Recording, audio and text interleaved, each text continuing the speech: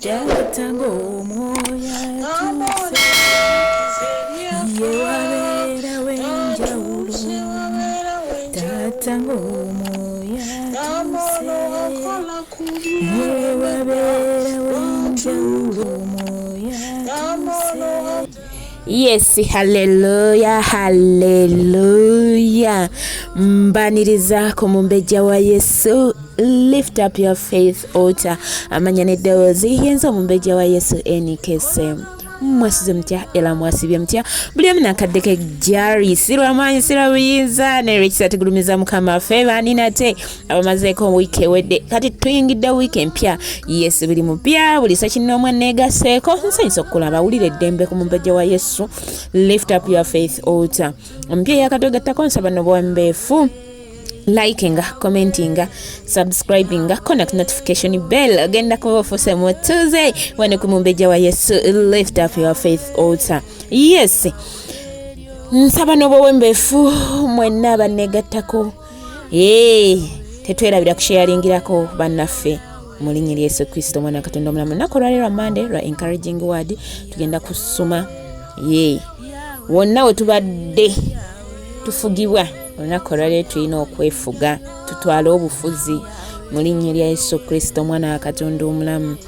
Katukowola omwoyo wa Mukama ayogereko n'emmeeme yaffe. Omwoyo wa Mukama Taata tukwaniriza omulungi wange. Bingi bye tubadde tutunuulira, bingi bye tubadde tukola ngaffe naye tusaasire. Kuba ekigambo kye tekitula wali mu kibi nganze n'omusaayi gwo tutukuze mu linnya lya Yesu Kristo mwana wa Katonda omulamu. Omwoyo wa Mukama ng'omaze otutukuza jjangu otwale obufuzi yogerako n'emmeeme zaffe. Bingi bye tubadde tulaba ne tutya naye leka Mukama Taata okuyita mu kigambo kino okuyita mu kusaba kuno omwoyo wa Mukama beera omusaale mu linnya lya Yesu Kristo omwana wa Katonda omulamu. Mwoyo wa Mukama Taata kulembera. Naye tusizako amaaso mu Bakolinso ekisooka 15:22. First Corinthians 15. Nga bw'osonda amaanyi tugenda kusaba. While you are gathering, tugenda kuyita Katonda. we are going to call on Mwoyo omutukuvu. through the Holy Spirit atusobozese so that we may manage, okubanga tufuga so that we may mu linnya reign. lya Yesu. Kuba obufuzi mwe buli mu ffe. Because there is Kati power. tubiteko Bakolinso ekisooka 15:22 First Corinthians nga tugenda okusaba. 15. Kubanga bonna bwe bafiira mu Adamu bwe batyo mu Kristo bonna bwe bafuukira abalamu. Mu Adamu obufuzi bwaffe bwonna bwali butuvuddeko nga tetukyasobola empologoma nga yagoba omusajja noleta kukyala akaboneka bokulabika ku gano kyameewa. The dogs were chasing a man.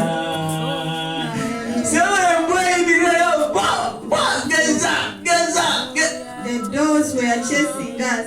Naye agambe tubonna baweebwa obulamu But we are given life mu Kristo. in Christ. Bwetyo ffenna tubafuuka balamu mu Kristo. We all go to life in Christ. Naye buli muntu mu kifo kye Everyone in his place. mu kifo kye ye In his place. Kristo kye yasooka. Kristo ye yasooka oluvannyuma okujja kwe kw'ababe baddeko. Isomero 2:3.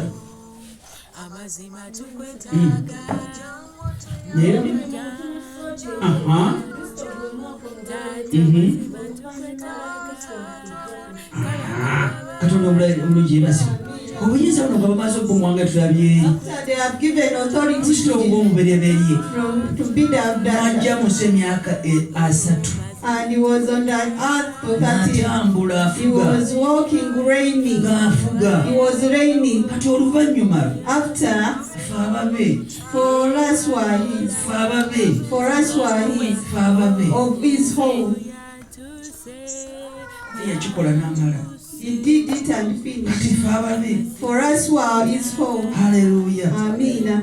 Birimunya n'agamba olwo enkomerero eryoka ekole ki etuuke. Olwo enkomerero eryoka etuuke bw'ali waayo obwakabaka eri Katonda ye kitaawe bw'aliba amaze okuggyawo okufuga kwonna n'amaanyi gonna obuyinza. kati olinda bamale bijjawo You are waiting until they kuba kiseera kigenda tuuka the time obufuzi comes bw'ensi bwonna kristo abukwate when the ruling of the world abuzeeyo eri kitaawe and they are taking kuba back. tugenda kufuga ate nga tuli mu bufuzi bupya We are going to reign in a new leadership. bupya bwe tutuddemu We are going to bega sit tugenda in- kufugiramu ne kristo emirembe gyonna we are going to reign with Jesus naye bwe forever. bagenda kutukujjako This one they are going to ono take yakutuwa amaanyi n'obuyinza this power and authority they are given. abunaanye bwati They are going to correct it atizeeyo eri kitaawe and they will take back to God. be banaabadde bakola omulimu And they say these are the people who have been abaali abeesigwa ku nsi those who are faithful kati of God. batwasigisa ebibuga kkumi Later they ebibuga bitaano will entrust us with Nyonnyola. cities and cities. ogaana okufuga But when you refuse to reign mu now, ggulu ojja tulaba nga tufuga in heaven you see those who are babe that bambi and you start wishing. tandika kati You should start now. haleluya Amen. tandika kati You should start now. mu linnya erya In mukama the waffe name of yesu Jesus. tandika kati Start reigning now. nina obukkiriza nti kati ofunye ennyonta egenda okuyita katonda Now you have the thirsty to call God. omwoyo omutukuvu okukuddiza amaanyi The Holy Spirit to return the n'okugolokosa power obuyinza bwo and return your power obw'okufuga mu ggwe so that you may reign owulire ng'olina embeera and ey'ekibiina have ekitukuvu ekyokufuga situation that are supposed to rule. zabuli ana mu musanvu Psalms 47, lunyirira olusooka mpaka ku lwokusatu 1 to 3. nga tuva mu kifo nga tugendera okusaba zabuli ana mu musanvu Psalms 47, olunyirira olusooka mpaka olwokusatu agambye nti mukube mu ngalo mwe abantu mwenna mwogere waggulu eri katonda n'eddoboozi ery'essanyu kubanga mukama ali waggulu ennyo wantiisa ye kabaka omukulu afuga ensi zonna yajeemulula abantu wansi waffe n'amawanga wansi w'ebigere byaffe somerako mu luganda olulwolo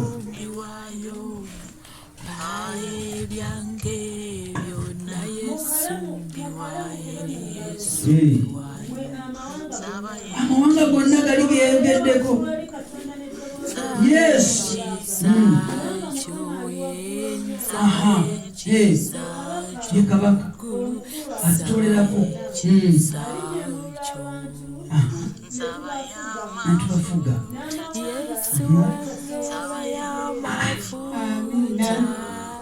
ajimula puts down the nations nasa wansi w'eki and they put them down. ngeri by'abaani fe Our kubirako yesu mu ngalo bigere tugenda kusaba haleluya Amen. tugenda katonda omulungi yebaza Praise the Lord. alijeemulula byonna abantu bonna n'atuwa okuvuga And you give us the na buli kintu power n'akissa wansi and you w'ebigere put everything under kiriwo our ekibadde wagguluwo what has been up. birowoozo bibadde bikuwanvuyeeko The thoughts have been up. bisike Put them down kissa wansi w'ebigere and put them down kutya and bwe kubadde kukufuga he has been reigning. kusike Pull it down wansi w'ebigere down under your feet. wanvu webadde bukufuga Overtake. kusike Pull it down wansi w'ebigere and reign over it. mulina obba waggulu You should be up Muri in erya Yesu. the name of Jesus. njogera ebyo They are telling nankugamba otandika They okwogera are Mukama. telling us to talk to Jesus. taata katonda omuyisa ebintu byonna Thank you, Lord. tukwebaza olw'ekigambo kyotulisisa ekigambo ekitukoleezesa nate okuyinira mu bifo byaffe Wow, yes. okuyinira mu bifo byaffe ng'abaana ba katonda abaalokolebwa webalasa okutujjukisa ekigambo embeera nyingi kulako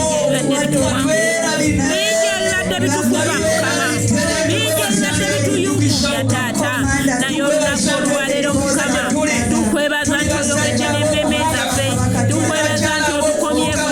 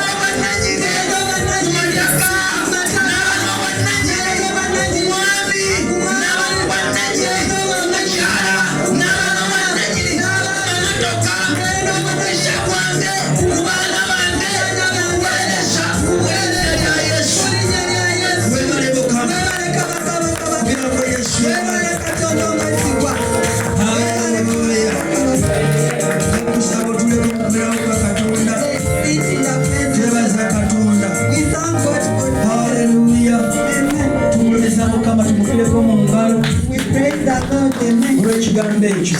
That was Twebaza Mukama. Twasireka tumukubireko mu ngalo. Haleluya. Katonda omulungi yeebazibwe. Mukama bampeera nnyo omukisa. Ninawo akalango ke njagala okujjukiza.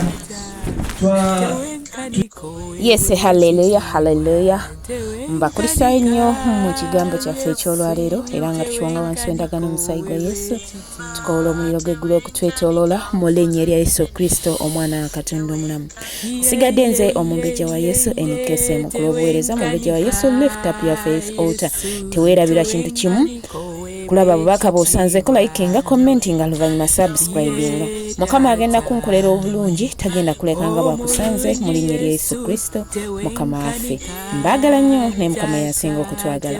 Shalom, shalom, shalom, shalom. Ndawe ebiwonvu kantukuleko ofuge tata wange nkuyita ofuge sebo katukuleko ofuge